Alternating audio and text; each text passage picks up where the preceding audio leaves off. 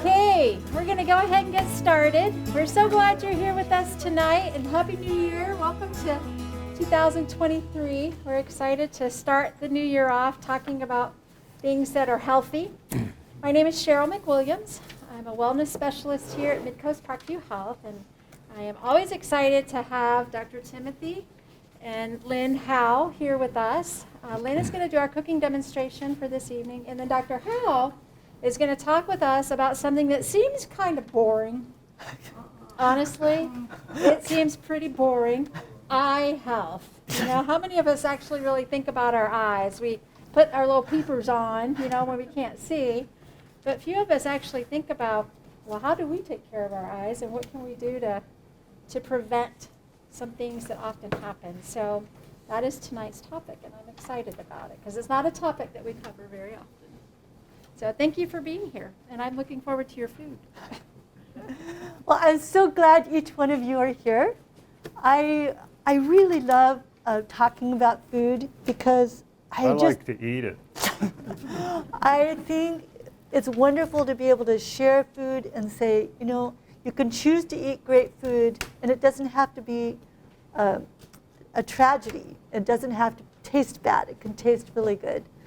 So tonight, I wanted to share one of my favorite recipes. It's a corn chowder. And you know how sometimes you just feel like something that's kind of a comfort food? Or maybe you're going to serve some guests and maybe they aren't really into healthy food. And this is something I've fed all kinds of people, and everyone's wanted more. Everyone's usually wanted seconds or thirds. So that's a fun thing. And it just tastes hearty and good, and it's just at this time of year particularly we need kind of some comfort food recipes. And another thing that's wonderful about this recipe is it's very easy and fast to make. So I apologize, I won't be able to do the part with the blender tonight because the blender has walked. And It's disappeared. we're hoping it comes back, but it's not here tonight. So if any of you took it, fess up, bring it. It's a nice blender, though. You may. So to make this corn chowder, I wanted to explain one thing right off the bat, is that usually when I make, this is a confession, when I make a recipe, I kind of do it more by my thought rather than reading the amounts. So I usually wouldn't add as much water as is in this recipe. I would add less. That's because she likes it to be a stew, not a soup. I like it as a soup. Stick with the water. Anyway, so with the water, you can kind of do it as is personally right. There you go. You can add more or add less as it seems best. So it's very easy. So you just chop up some potatoes, and if I have a lot of house guests coming, I'll put in more. If there's less, I'll put in less, but it makes a good leftover in your refrigerator as well. So we chop the potatoes, we chop an onion, I grate carrots. And you notice we're not peeling the potatoes. If they have nice thin skins, you don't have to. You can peel them if you wish, but it works very nicely not peeled. So I kind of like to grate carrots as opposing to chop them or make them into rounds because the carrots cook so well, and they cook quickly, and they add some beautiful color to anything you add them to. So we have the potatoes, the carrots, and what I usually do with my celery is I'll try and start it, and I'll cook it until the potatoes and everything's fairly well cooked, and I'll add my celery towards the end. Because if I add the celery towards the end, it doesn't get tired. It stays a little bit greener, and it has all the wonderful flavor. And you know, I wouldn't have thought it true, but I've tried making the soup with and without celery, and it's so much better with it. It doesn't seem like celery would add a lot of flavor, but it does. And if you're chopping potatoes, don't bring the knife my wife did. Oh, dearie, I like a nice big one. We can get you another knife. It works, though. It really does. Here. Oh, Wonderful, but it's a lousy one. So potatoes, carrots, onions, and parsley. And then on the subject of tomatoes. So there's two ways you can approach adding tomatoes to this soup, and they add a lot. And one way is to get some like diced tomatoes or a larger tomato and stick them in a blender. So that's number one way. And number two way is to use dried tomatoes. And I use dried tomatoes because we grow them in our garden, and they have so much flavor. They have a really intense flavor. So I know I can add them, and it really has a singing tomato flavor. What I'm going to do, since we aren't going to necessarily cook this tonight, I'm going to pass these around.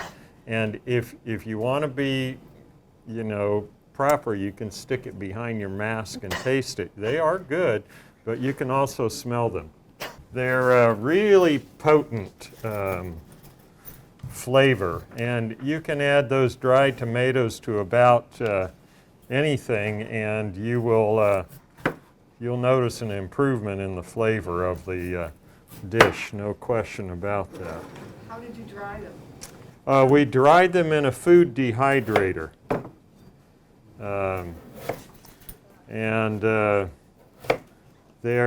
They work well. The best tomatoes to dry are little plum tomatoes. You slice them in half, almost, not right down to the skin. Leave the skin, turn it sideways, do the same thing, and it lays open on its back on the peel. So when it's dried, it doesn't stick to the dryer sheet. That's a really good trick. If you use a regular tomato and try to slice it and then dry it, it's going to stick, and you're going to be spending half your time trying to scrape that thing off the dryer sheets, and it's a pain to do. But you can, I'm quite sure you can purchase dried tomatoes as well. And you can, just a few of them add a lot of flavor. But if you do have a garden in the summertime and you do grow any plum tomatoes, what's really fun about dehydrating tomatoes is that it's so quick. Like if you can tomatoes, I love them, but they take more time. Whereas with drying, you only have 10 minutes. You can just put some tomatoes in the dryer, and that's wonderful. So Tim is assembling all the vegetables, and I'm going to talk you through what I would be doing if I would be doing this with a blender. So the fun thing about cashews is that cashews you can take cashews in so many directions. You can use them for a savory dish, you can use them with a fruit, and they can taste amazing. They're just kind of bland, they don't have a lot of their own flavor. So that means you can use them and take them any direction you like.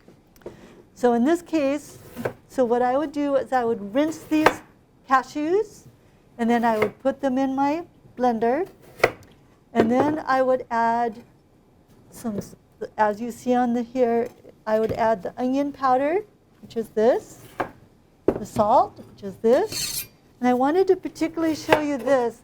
This is a vegan chicken seasoning. And it's not no chicken in it. It's not a real chicken. It's herbs. But I don't know if any of you have tasted Little Lad's popcorn.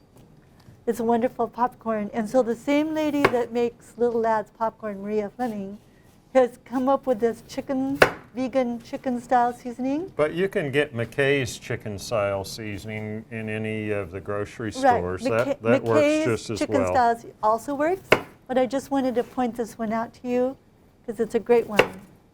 You do have to be careful with McKay's chicken seasoning. Always, always, always, if you're buying something in a box, bag, package, or can, turn it over and look at the ingredients, all right? Because McKay's is great, but their recipe sometimes changes, and sometimes it has monosodium glutamate in it, which is something we generally want to avoid, but sometimes it doesn't, and you never know. So read the ingredients.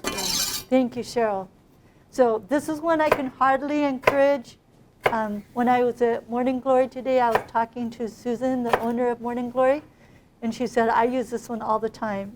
So, yeah, I like it too. So, where do you get that, Lyn? Morning Glory. Oh, okay. Yeah. So cashews, chicken style seasoning, salt, onion powder, a little honey, and then I find that these are pepper flakes, and you have to be, depending on how much heat you like, I usually just put a tiny pinch of them in. And it just gives some singing flavor without it being hot. But you can add or subtract it as you like. And that's it. Blend it up. So when your vegetables are cooked, so when these vegetables are all nice and tender, then at that point I would add my frozen corn and my parsley, and then I would add this blended cashew sauce, stir it all up, and it'll be ready to serve. And since this isn't going to get fully cooked tonight, guess what I'm going to have tomorrow? This is an onion. I love the red ones. They have a little more of the antioxidants in them than the white, but both are fine. This one we grew in our garden, and it's one of our culls, one of the smaller ones. But nothing like a good red onion. And we're thankful for that. You know, I didn't bring my steel. Wish I had. This is a lovely knife. It just hasn't been sharpened since Hector was a pup. So we're going to try to sharpen it up. Cutting an onion with a dull knife is an exciting proposition. So does anyone have any questions about this recipe? I'm sorry I can't show you how to do the blended sauce, but it's very simple. When you're blending cashews, if you have a powerful blender, you can just throw them in and turn it on. If you don't have quite as powerful a blender, no problem. Just let them soak for a half an hour to an hour, and that softens the cashews very nicely, and then they'll blend very smoothly. If you don't blend them well, then the sauce, instead of being creamy, is gritty. And it tastes the same, but you know, texture is important. And when you're used to a cream sauce and you have a gritty sauce, that doesn't go over too well. So we like to have a nice, smooth cream sauce flavor. No question about that. Any questions? When you dry your tomatoes, do you put them in the sun, or do you just have So them? I have never done that. I think it'd be really fun to try doing it It in the would work sun. great in Arizona, but not in Maine. So we have a dehydrator Oh, that I see. keep in the kitchen, and that's my main food preservative because it's quick and it's fast and easy.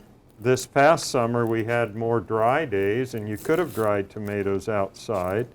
But generally speaking, in Maine, you're better off to use a dehydrator. If you're drying things like apples in the fall, and it's cool, you can dry them over a wood stove. That works very nicely. But don't ask me to start my wood stove in the summer when I've got tomatoes. That's not going to fly in my house. So I think I'm going to switch back to this little knife that I know is sharper. So it works a little bit better. Isn't that a pretty onion? Yeah. And what makes it purple? Do you remember the name? We're going to talk about them today. Anthocyanins. They give food its red and purple color, and they're very important anti-inflammatory compounds, and they're very healthy. That's why whenever possible you use purple cabbage or even purple potatoes. You can make this with purple potatoes, but it looks a little different. We had purple mashed potatoes for Thanksgiving dinner, And they tasted really good, but you kind of had to close your eyes if you were used to that nice white fluffy mashed potatoes. But you know, those anthocyanins are really good for you. And then if you're serving it, you want to have a nice sprig of parsley on top. It gives it a lovely flavor, and parsley is very rich in nutrients as well, as we'll see this evening. So you have samples that you can pick up after the class for those of you who didn't come early, and the rest of you be quiet. So, questions about the soup? You know, it probably would freeze beautifully, but not in our house. It gets eaten. You make a big pot like that, and it doesn't last long because I like it. I like it. Yeah. It's really tasty. Any other questions about the soup? Canned corn versus frozen?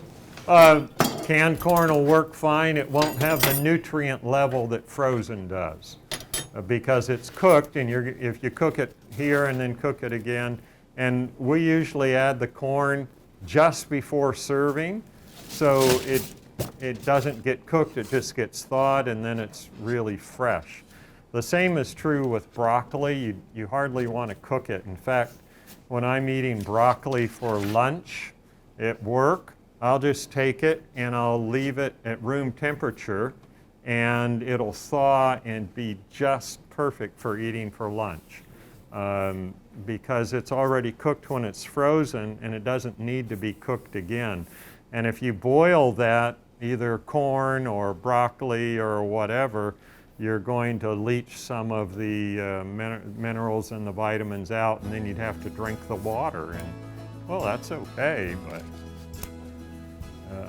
yeah. Okay. All right, well, thank you very much.